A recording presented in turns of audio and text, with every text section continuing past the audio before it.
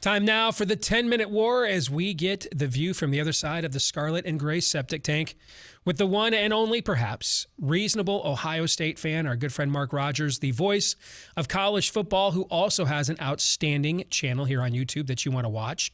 Covers the entire sport comprehensively, just about every team that matters.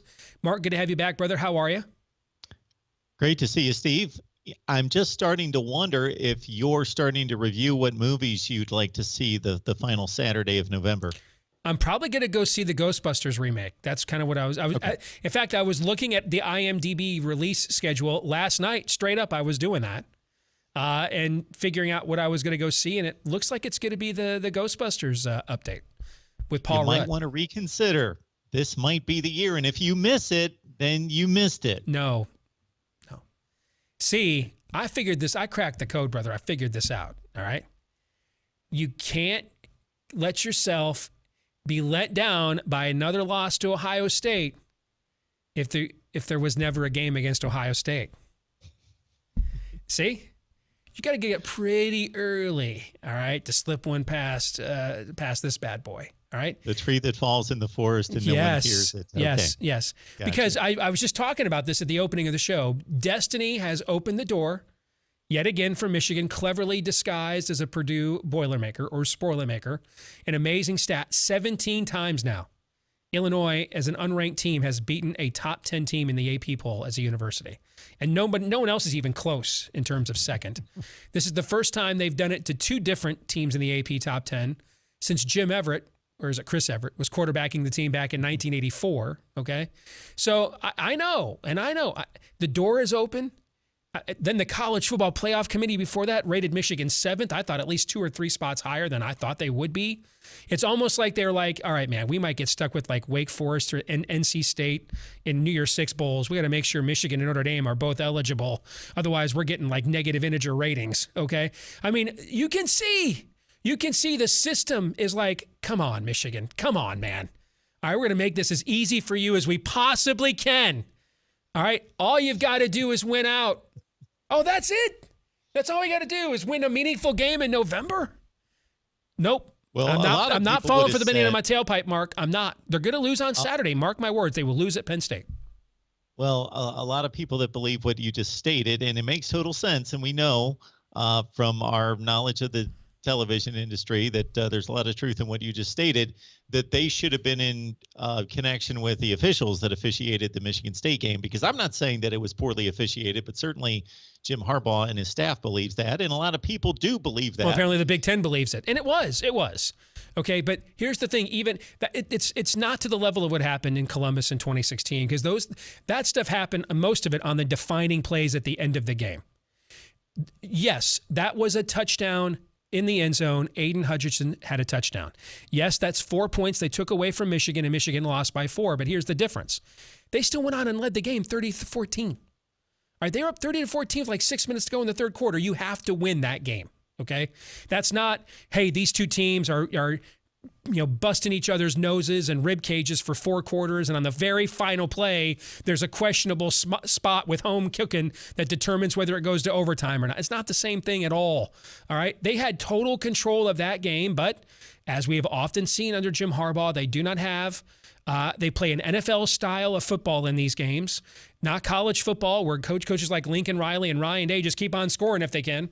All right, we play an NFL style, get up by a couple scores, then play 4-minute offense the rest of the way and play a prevent defense at the end and walk out of there with an 8-point or less victory. I mean, that's why like 81% of games in the NFL are decided by 1 score, okay? Or because they all play that way. They don't do that. We don't do that in college football.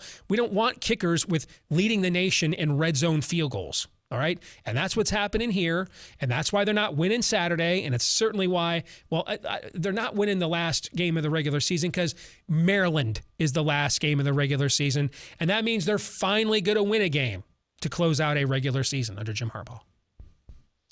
I do think that this Penn State matchup is extremely intriguing beyond the matchup on the field, which two good football teams is always going to draw my interest, especially when they've got these 2 uniforms on. So I always look forward to this Michigan-Penn State game each and every year.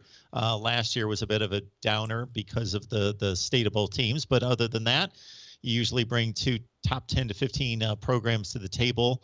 But this is the bar. Before Michigan can reach for the real highest bar in the Big Ten, Ohio State, there's an interesting comparison between James Franklin roughly having the same tenure, I think 2 additional seasons to Jim Harbaugh's tenure at Michigan, and Penn State and Michigan, their accomplishments, their record, I should say, the winning percentage is eerily similar. Harbaugh's 3-3 against, not necessarily against Franklin, but while Franklin's been at Penn State for their matchups, 3-3. But Penn State has obviously, they've broken through. They've beaten Ohio State. Yep. They've won the Big Ten championship. They got a championship. fluky win one night against Ohio State in a blocked field goal. And that's why James Franklin is supposedly a great coach and Jim Harbaugh's not. I don't care. That's all Harbaugh's fault. They've won 2 New Year's Six games. Yeah. That Michigan has not accomplished. So they have Michigan's still trying to catch Penn State and show that they can surpass Penn State. I think this is a big game for that in and of itself. Listen, when you look at the numbers, it's actually not close. I mean, in Power 5, they have 2 common opponents this year. In those 2 games, Penn State's net rushing, meaning yards rushing allowed and gained, is 10 yards. In those 2 games it's Wisconsin and Indiana, so one great rush defense and one that's still actually top 40. So Wisconsin's number 1, Indiana's in the top 40 in rush defense. So in those 2 games, Penn State is a net plus 10 rushing, yardage allowed, gained. Michigan is plus 150. In games against Power 5 teams this year, Michigan is averaging 199 yards rushing a game. Penn State is averaging 91 yards a game. Okay?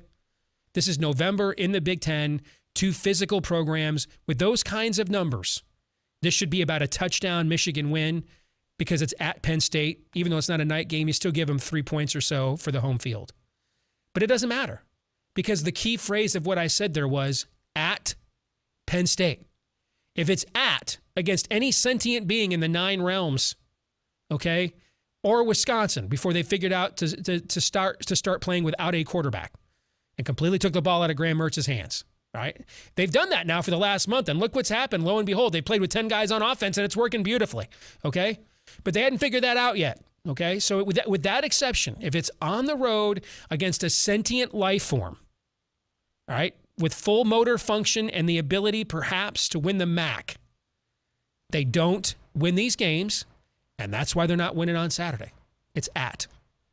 And not winning because at and against a team that suddenly just this week has a number in front of its name.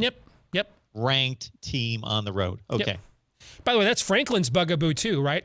I believe he's only got like 2 wins against ranked teams on the road at Penn State, just like Harbaugh. But again, he has that one breakthrough.